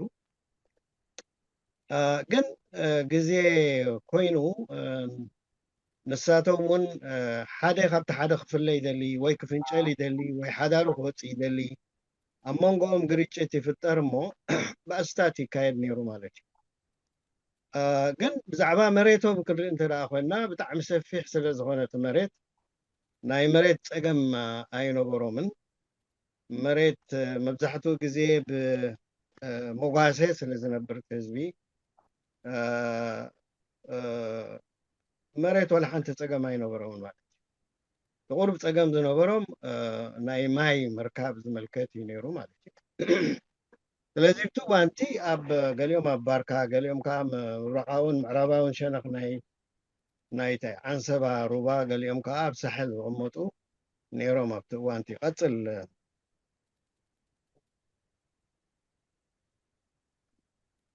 ኦኬ ዳሕራይ ግን ቤታስገደ ዝበሃሉ ብደቡብ ተሰዲዶም ኣብዚ ሳሕል ንብሎ ኣትዮም ማለት እዩ ኮርስ ዝሓርቲ ቤታስገደ ንገዛ ርእሱ ዓተ ማርያም ዓተ ተክልየስ ገለ ዝብል ተፈላለዩ ማለት እዩ ግን ቤታስገደ ናብኡ ከይድ ከሎ ኣብ ብሓጎኦም እቲ ሽዑ ዝነበረ ባሕሪ ነጋሲ ነጋሪት ዝበሃል እዩ ሂብዎም ማለት እዩ ስለዚ ብደቡብ መፂኦም ነጋሪት ሒዞም እዮም ኣብኡ መፂኦም ማለት እዩ ብኡ ገይሮም ነቲ ህዝቢ ሒዞም ድሒሮም ፀኒሖም ብንዓምር ዝበሃሉ መፂኦም ብንዓምር እውን ብሓገዝ ናይ ፉንጂ ኮይኖም ነቶም በለው ንብሎም ንዓታቶም ኣሻኒፎም መተካእታ ናቶም ኣብኡ መፂኦም ግን ከዓ እቶም ኣብኡ ዝነበሩ ቀቢላታት ብሓደ ኣብ ትሕቶኦም ኮይኖም ማለት እዩ ብተመሳሳሊ መልክዑ መንሳዕ በዚ ታሪክ ናይ ሚካኤል ሓሰማ መፅሓፍ ተዳ ርኢናዮ መንሳዕ ይኹኑ ወላ ማርያ ኣሕዋት እዮም ኣሕዋት ምሳሆውን ኣሕዋት እዮም እዩ ዝበሃል ስለዚ ንሳቶም እውን ብኸበሳ ሸነኽ መፂኦም ኣብቲ ቦታ ዝነበሩ ሰባት ንዓታቶም መሊኾም ስለዚ እቲ መሬት ከመይ ተታሒዙ ዝብል መመፂኦም ዘይተዛሓዘ ዝፀንሐ ቦታ ወይ ከዓ ሰፊሕ ስለ ዝኾነ እንዳሓዙ መፂኦም ማለት እዩ ስለዚ እቲ ቀቢላታት ዓንተበይ ዝጠቐስክዎ ዝነበረ ኣሰራርዓ እዚኦም ብላዕሊ ምስ መፁ ፈሪሱ ከም ብሓድሽ ኣብ ትሕትቶም ድሒሮም ዝመፁ ኣካላት ኣብኦም ተፈላልዮም ሕጅቶም ቀቢላታት ዝፅውዑ ዝነበሩ ብሽም ናይቶም ዳሕሮት ዝመፁ ንኣብነት ቤታስገደ ክትብል ከለካ ብዙሓት ቀቢላታት ኣለዉ ትሕትኡ ብንዓምር ክትብል ከለካ ኣብ ትሕትኡ ብዙሓት ቀቢላታት ኣለዉ ማርያ ክትብል ከለካ ከምኡ መንሳዕ ክትብል ከለካ እውን ከምኡ ወላ ቢለን እውን ከምኡ እዚ ድሕሪኡ እቲ ለውጥታት እንዳመፀ ምስ ከደ ግን ገና ኣብ መሬት ብዙሕ ፀገም ኣይነበሮምን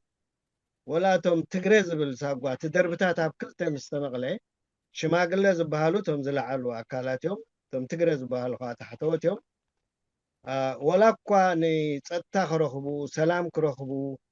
ወይ ከዓ ፕሮቴክሽን ክረኽቡ ይስርሑ እምበር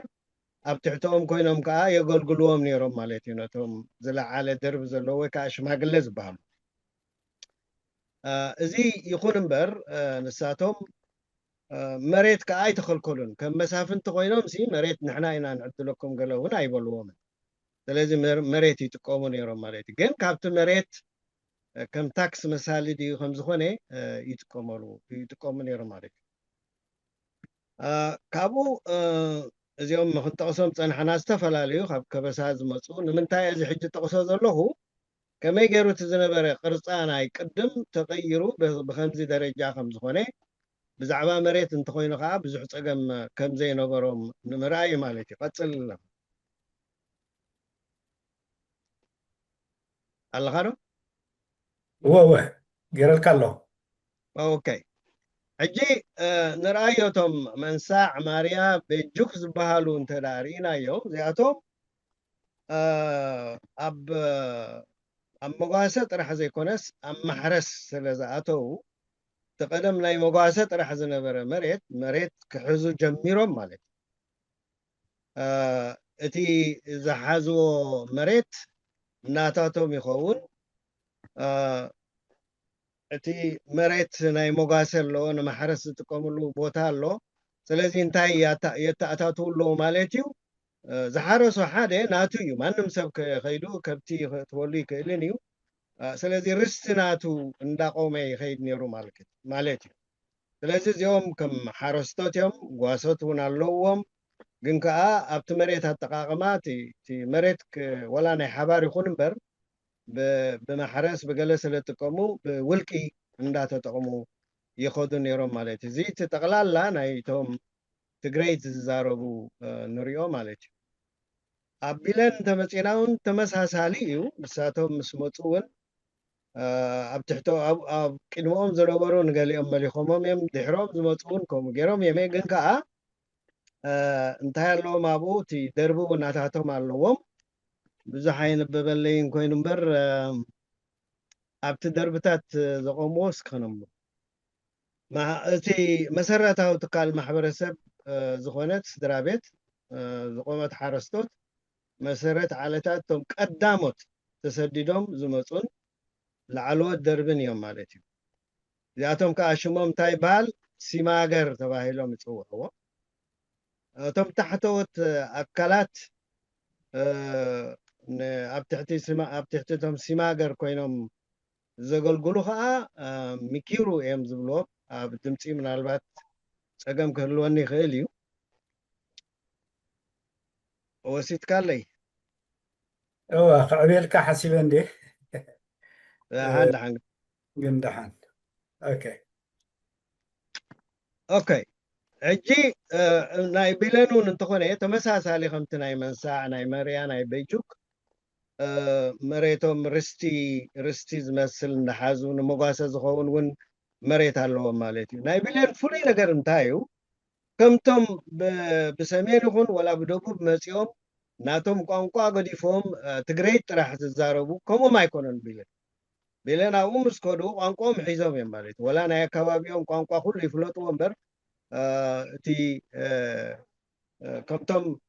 ኣብ ትግረ ጥራሕ ዝተቐየሩ ከምኡ ይኮነን እቲ ቋንቋኦም ሒዞሞ ማለት ስለዚ ትሕዝቶ መሬት ከዓ ከምቲ ዝበልክዎ ሓረስቶት ገለ ስለ ዝኾኑ ከምቲ ናይ መንሳዕን ናይ ማርያን ከምዚ ናይ ርስቲ ኢሎም ዝፅውዕዎ ዝሓርስዎ መሬት ነይርዎም ማለት እዩ ቀፅል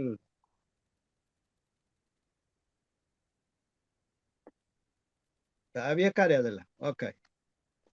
ሕጂ ኣብ ሳሆ እውን እንተኸድና ማሕበራዊ ቅርፃ ናይ ሳሆ እውን ብወለዶታት ገለ ቆፂርካ እዩ እቲ ውደባ ዝኸይድ ዘሎ ባይቶ ዝበሃል ኣለዎም ንኩሎም ዝጥንፍ ግን ኣብ ሳሆ ዝኾነ ይኹን ናይ ደርቢ መልክዕ የለን በቃ ስኢሉ ኩሉ ዳርጋ ማዕረ እዩ ዝኸይድ ማለት እዩ ስለዚ ኣብኦም ዓረ ዝበሃሉ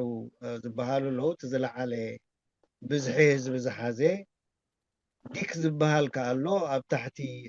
ታሕተዋይ ኣካል ድሕሪኡ ከዓ እቲ ስድራ ቤት ኣሎ ስለዚ ስድራ ቤት ዲክ ይፈጥሩ ዲክ ከዓ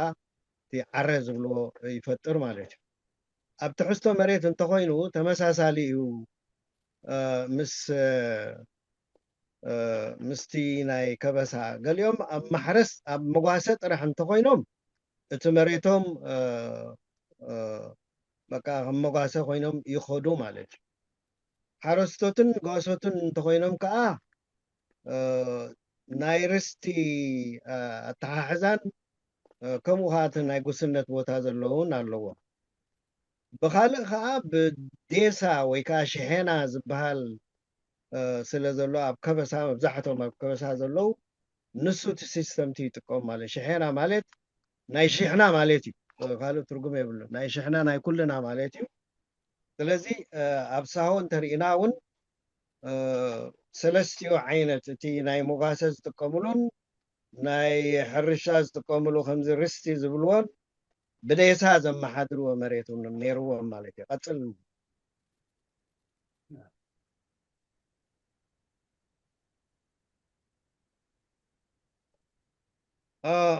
ዓፈር እውን እንተደኣ ኸድና ዓፈር እውን ቁሩብ ፀገም ዘለዎም ኣብቲ ቅርፃ እንተደኣ ሪእናዮም ዓፈር እውን ኣለዎም ደርባዊ ፍልሊ ቀያሕቲ ዝበሃሉ ኣለዉ ፃዓዱ ዝበሃሉ ኣለዉ እቶም ቀያሕቲኦም እቶም ልዕልና ዝስምዖም ግን ከዓ ገፊሕ ውሑድ ህዝቢ ገፊሕ መሬት ፀሓይ ማይ ዘይርከቦ ስለ ዝኾነ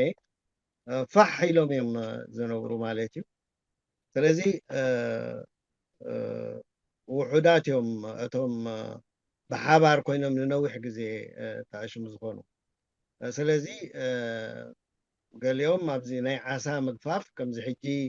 ብዙሕ ዝዛረብ ዘሎ ናይ ዓሳ ምግፋፍ መሰሎም ተኸልኪሎም ዝበሃል ዘሎ ኣብኡ ቀሪቦም ዓሳ ዝገፉ እንዳገፈፉ ዝነበሩ ነይሮም ጓሶት እንተኮይኖም ከዓ ምስ ከብቶም ርሒቆም ይኸዱ ልዕሊ ኩሉ ዘሸግሮም ዝነበረ ናይ ማይ ጉዳይ እዩ ማለት እዩ ዒላ ንክረኽቡ ብጣዕሚ ይሽገሩ ግን ከዓ እቲ መሬት ተመሳሳሊ እዩ እቲ ኣተሓሕዛ ከምቲ ክንጠቕሶ ፀንሐና ናይ ትግረ ናይ ገለ ዝነበረ ኣተሓሕዛ ከምኡ እዩ ዝኸይድ ማለት እዩ ንኣብነት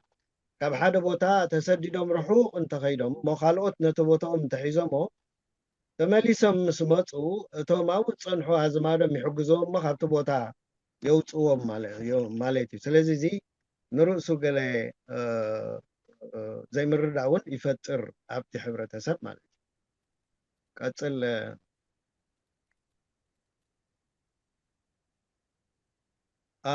ኣብዚ ናይ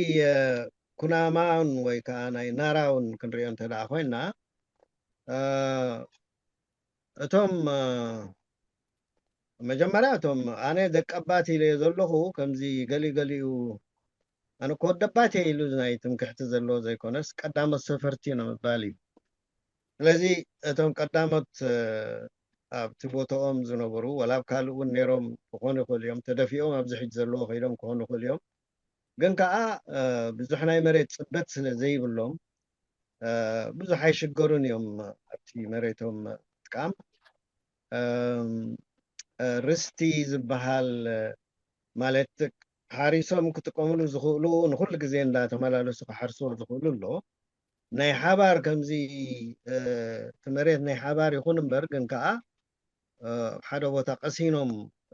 ዝነብሩ ስለ ዝኾኑ እቲ መሬት ከምዚ ንርስቲ ዝመስል ኣገባብ ገይሮም ይኸድዎ ኦፍኮርስ ዝተፈላለየ ኣገባብ ናይ እንታይ ሽሙ ኣለዎ ናይ ኣመሓዳድራ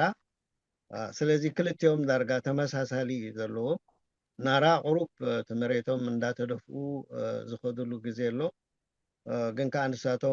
ንሳቶም እንተኾነ እቲ መሬቶም ከምዚ ሓደ ቀሲኖም ክሰርሕሉ ዝኽእሉ ሓረስቶት እዮም መብዛሕትኡ ግዜ ማለት እዩ ቀፅል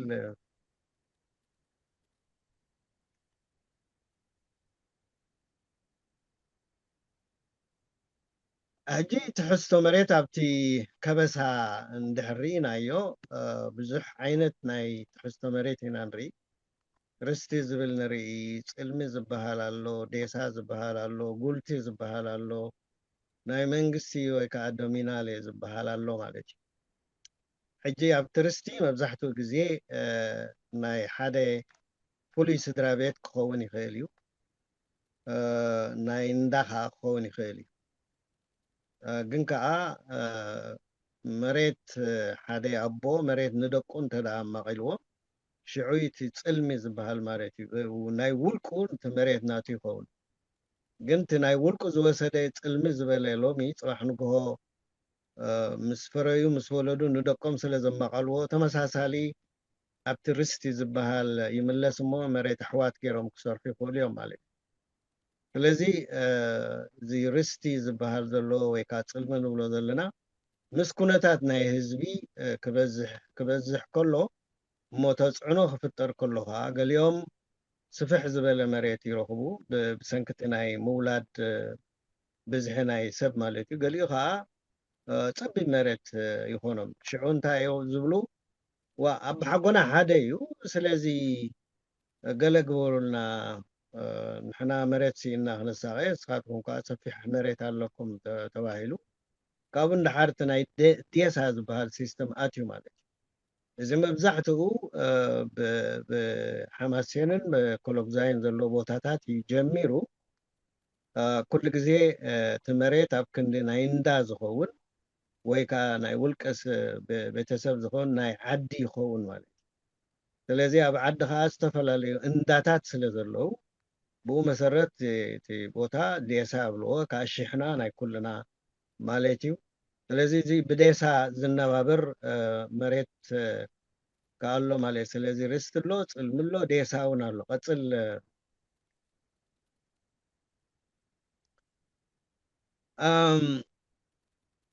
እዚ ናይቲ መሬት ክበሃል ከሎ ኣነባባር ኣለዎ ኣነባበሩ ከዓ እንታይ እዩ ብፍላይ ኣብቲ ናይ ዴሳ ኣብ 3 ዓመት ዝዋረድ ኣሎ ኣብ 5 ዓመት ኣብ 7 ዓመት ዝዋረዱ ኣለዉ ማለት እዩ ግን ከዓ ድሕሪ ነዊሕ ግዜ ደቀቕቲ ዝኾኑ መሳርሕታት ኣለዎ ኣብቲ ዓዲ ዝኾኖም ዓቋሮ ዝበሃሉ ሓደ ፓነሊስት ኣለዎ ሓደ ኮሚቴ ማለት እዩ ዓቋሮ ዝበሃሉ ኩሉ ቁፅር ኣቢሎም እቲ ዝሕረስን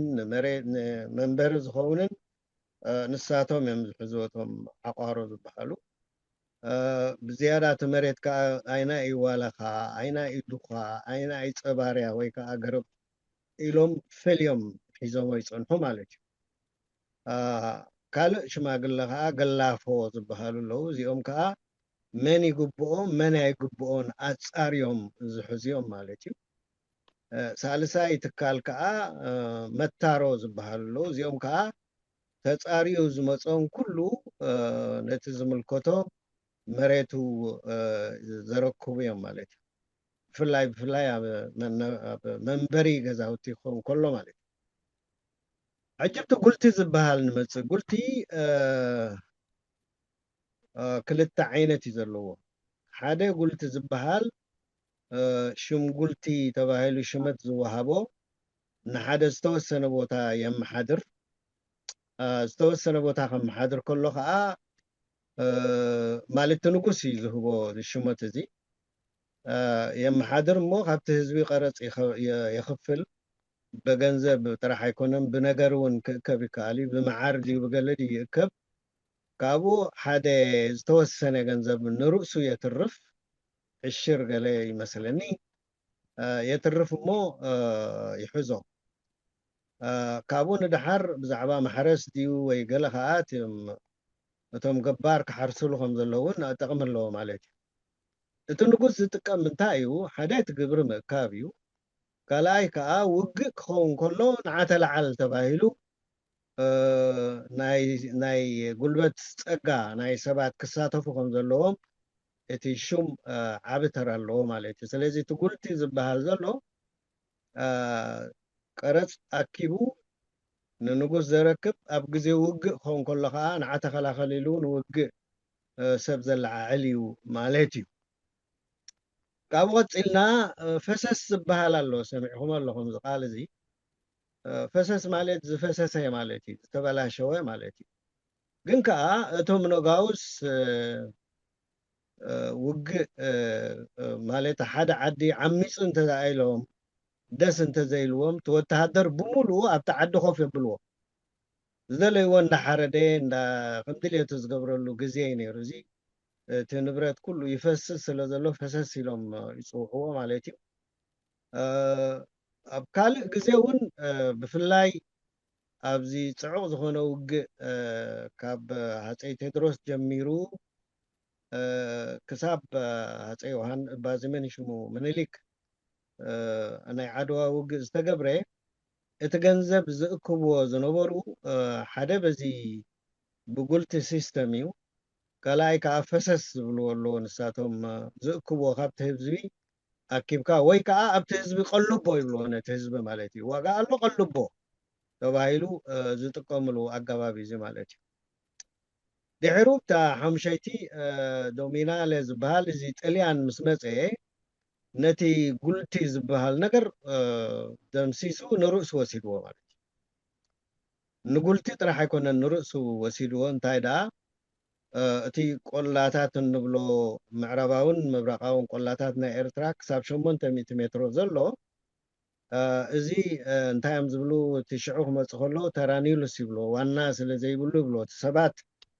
ምስ ከብቶም ኣብ ገለ ቦታ ምስ ከዱ ቦታ ዋና ከም ዘይብሉ ገይሮም ቆፂሮም ንሱ ከዓ መሬት ዶሚናለ ኢልዎ ካልእ ኣብ ከበሳ እውን ገለገለ ስብሕ ዝበለ እንተደኣሉ ኮይኑ ቁርብ ይወስድ እምበር እቲ ናይ ንርእሱ ብናይ መሬት ፅበት ይሳቀ ስለ ዝነበረ እቲ ከበሳ ንባዕሉ እሞ ከዓ ሕግታት ናቱ ዝኣስሮ ስለ ዘለዎ ኣብኡ ብዙሕ እንተኣሽሙ ይኮነን ማለት እዩ ከምቲ ዝነበረ እዮም ወሲዶሞ ኣብ ግዜ ሃይለ ስላሴ እዚ ሕጂ ንብሎ ዘለና ኩሉ ባህላዊ ሕጊ ብምሉእ ተደምሲሱ እዩ ሪፒል ገይርዎ እዩ ንሱ እቲ ሃይለ ስላሴ ቀፅል ጆ እምበኣረይ ኣብዚ ክንሪኦ እንተደኣ ኮይና እዚ ብሳማሪ ክንሪኦ እንተደኣ ኮይና እቲ ህዝብና ዝነብረሎም ቦታታት ብሓፈሽኡ ኣብ ቆላን ኣብ መታሕብትን ከበሳን ማለት እዩ ኣብ ቆላታት ኤርትራ ከም ዓፈር ትግረይት ዝዛረቡ ቢለን ይኹን ኩናማ ናራ ገለ ክፋል ሳሆ ዝዛረቡ ኣህዛብ መሬቶም ብናይ ህይወቶምን ምምሕዳሮምን ኣገባብ ኣነባብሮኦም ዘንፀባርቕ እዩ ነይሩ ሕጂ ብከምኡ ጌርና እንተሓቲ ነባብሮኦም ማለት እዩ ጓሶት እንተኮይኖም ጓሶት ካብ ቦታ ናብ ቦታ ዝኸዱ እንተኮይኖም ልክዕ ምስቲ ናብርኦም ዘንፀባርቕ ትሕዝቶ ናይቲ መሬት ተቐሚጦም ኣብኡ ጥራሕ ዝኸዱ ኣይኮነን ስለዚ ናይ ሓባር እቲ መሬት ዝርእይዎ ማለት እዩ ብማሕረስ ኣብ ማሕረስ ዝዋፈሩ መሬት ናይ ሓባር ኮይኑ ኣብ ኣጠቃቅማ ግን ብውልቂ ዝጥቀምሉ ቦታታት እውን ኣሎ ከም ቢለን መንሳዕ ማርያ ቤጁክ ገለ ክፋል ብንዓምር እውን ገለ ክፋል ቤት ኣስገደ ክሳብ ብርስቲ ዝመሓደር ትሕዝቶ መሬት የመሓድሩ ነይሮም ማለት ስለዚ ሕጂ ርስቲ ዝበሃል እውን እንዳተኣታተወ ትሽም እንዳወሰደ ከምቲ ናይ ከተማ እዩ ዝመፅእ ዘሎ ማለት እዩ ኣብ ከበሳ ከምቲ ክትቀፅ ፀንሐ እቲ ምምሕዳር መሬት ብርስቲ ወይ እውን ከም ፅልሚ ዴሳ እቲ ተኣሽሙካ ተሪፍ እዩ እቲ ጉልቲ ንብሎ ዘለና ንሱ የለን ስለዚ ብከምዚ ይመሓደር ስለዚ ኣብ መታሕትን ኣብ ተኣሽሙን ተመሳሳልነት ኣለዎም ኣብኡ እቲ ሰመረ ዝገበርክዎ ዓንተወይ ዝበልኩኻ መስኪ ኣብቲ ሓደ ወስኪ ውሰደኒ ቀፅል ኣብዛ ኔክስት እዋ ኣብዛ ኣበርታ ናይ መጀመርያ ዓንተወይ ጎዲላት እንላ እዚኣ ተመሳሳልነት እንታይ ተመሳሳልነት ኣብኡ ከሎ ክብሎ ዘይሩ እቲ ርስቲ ዝበሃል ኣሎ ወላ ኣብዞም ክጠቕሶም ፀናሕና እቲ ዴሳ ዝበሃል እውን መብዛሕትኡ ኣብ ከበሳ ዘሎ ኣሎ እቲ ጠቕላላ ናይ ማንም ንኩሉ እዩ ዝኸውን ዝብል ቦታታት ንሞጋሰ ዝጠቅም እውን ኣለዎ ማለት እዩ ኣብቲ ምምሕዳር ክንሪኦ ከለና እቲ ናይ ከበሳ ከምቲ ዝረኣናዮ እዩ ኣብቲ ናይ መታሕት ግን ምምሕዳር ዓዲ ወይ ከባቢ ኣሎ ንሱ በቲ ዓንተወይ ሃብታብ ክብሎ ፀንሐ ብኡ መሬት ከመይ ክመሓዳደር ከም ዘለዎ ይቅይስዎ ማለት እዩ ሽማግለታት ኣለው ኣብ ዓዲ እቶም ዓንተወይ ክጠቕሶም ፀናሕኩ ዝተፈላለዩ ከም በዓል ዓቋሮ ገላፎ መታሮ ዝብሎም ፀናሕኩ ሓለዋ ናይ መሬት እውን ኣሎ ነበራ ንብሎም ኳደሬ ዝበሃል ኣሎ ወይ ኣብቲ ሕሰት ዝበሃል ኣሎ ከዓ ኣብቲ መታሕት ነቲ ካብ 30 ክሳብ 40 ቤተሰብ ዝሓዘ ሕሰት ዝበሃል ግሩፕ ኣሎ ንሱ እውን ዘመሓድሮ ኣሎ ስለዚ ንኣብነት ኣብ ሳሕል እንድሕር ክንከይድ ከልና ዕዳጋታት ዘካይድ ሼክ ሱቅ ኢሎም ዝፅውዕዎ ኣሎ ማለት እዩ ሼክ ናይ ሕክምና ኢሎም ዝፅውዕዎ ሼክ ናይ ፅርግያ ናይ ልምዓት ሼክ ናይ እንዳበሉ ዝፅውዕዎም እውን ኣለዎም ማለት እዩ ስለዚ እቲ ብሓፈሽኡ ሕፅር ኣቢለ ኮንፈርታብል ኣይኮነን እቲ ዝሪኦ ዘለኹ ወላ ኣብዚ እውን ብዙሕ ኣይረአን ኣሎ ስለዚ ብሓፈሽኡ እቲ ትሕዝቶ መሬት ናይ ኤርትራ ገለ ክጠቅስ ጀሚረ ምናልባት ንኩልና ከበራብረና ዝኽእል እንተኮይኑ ተን ዝጠቀስኮን መፅሓፍቲ እውን ንዕን ታሽሙ ክንገብረን ንኽእል ኢና እሞ የቀኒለይ ወዲ ኣለኹ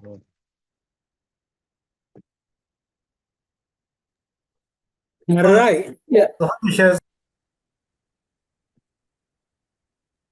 الرأي يغني لنا كلتا بطعمي صبوق أقراربا حدا كلتا ناب كله خستاي كوا كومنت مقبار زي كون صعب كلتا نتبي كتكر أبتناي دانيا تخلق أبزول وتي بايتاوي ديمقراسي سرعات انتاي كبزي تهزبي أبزناي بايتو سرعات كدي ود سبز أخلا كل سب أبت بايتو كافل مسألة اللو بايتو خافلو خوف مسبالو كزاربو مسجمورو دما كل سب حسابو خقلت مسألة اللو مالتي دحرت وساني زوسان كلهم كسامة معول اللو كونسنسس بيزد سرعاتي نيرو زناي بايتو نا إرتراب تقل الله نريا خلنا بحلفة بكواب كبسا كونسنسس مالت انتاي مالتي والحدث سب ندحر تقاويمو ناتي ريزولوشن كقبرو وزحاسو ناتي وساني تطوي زول سلازي نغوشيت يوم تقبرو خان بحدش مو انتاي انت قيرنا اخات حقوس اندابلو قصالي يخون مالتي تي ذاته اذا انتاي طقم اللون حجي خنريا خلنا ابز بايتو ناي بحلاو بايتو ماجوريتي ماينوريتيز بحلا ايقدسني مكنياتو نفس وكف سب ناتي ناي تعدمو الوساني تطو كبلو خيل انت زي تسمامعو سلازي ماجوريتيز خونو እንዳታት ክህሉ ክእሉ ማይኖሪቲ ዝኾኑ እንዳታት ክህሉ ክእሉ ወይ ድማ ዝተፋላለየ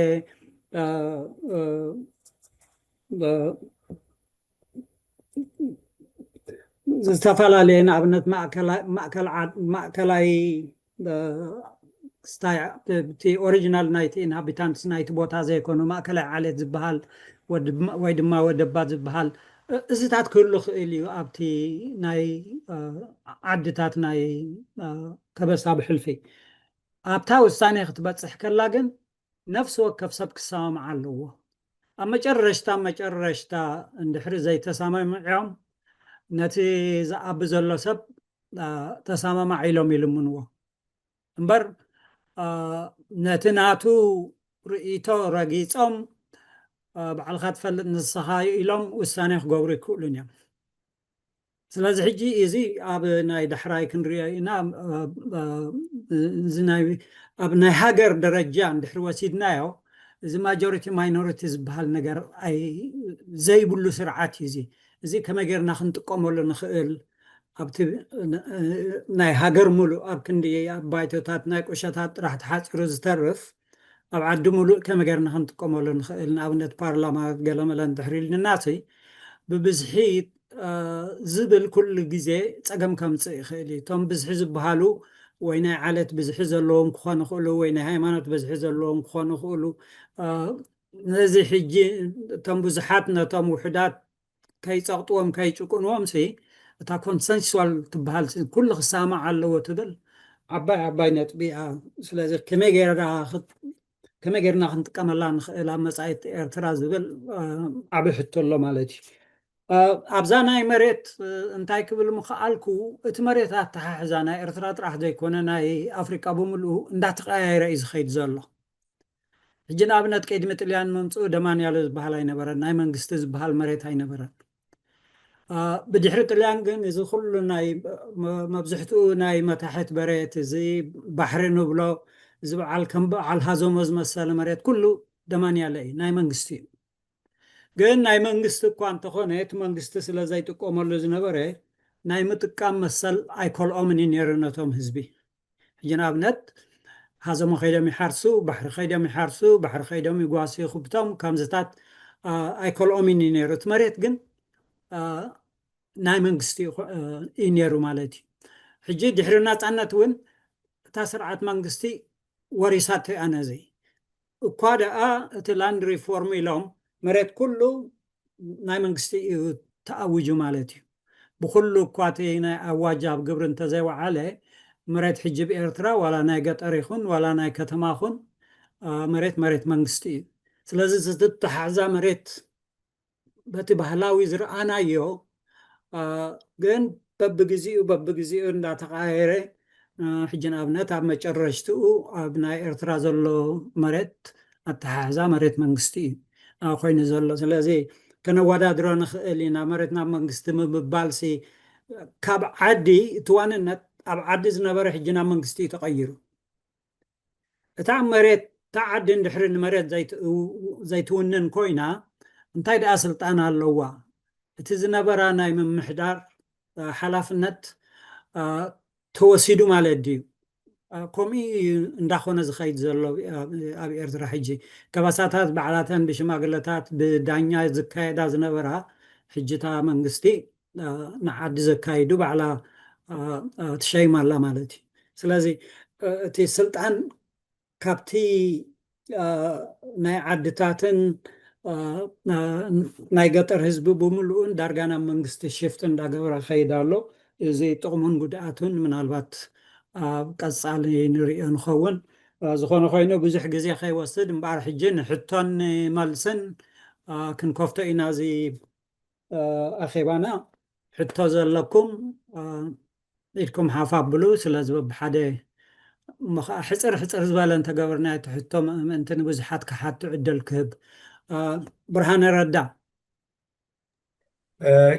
ፕሮፌሰር ቅድሚ ናብ ሕቶን መልስን ምስጋርናሲ ናይ 5 ደቂቃ ዕረፍቲ ዶ ክንገብር ሕራ ፅቡቕ እግርና ዝርግሕግሕ ከነብል ቁር እንዲኻ ዘሎ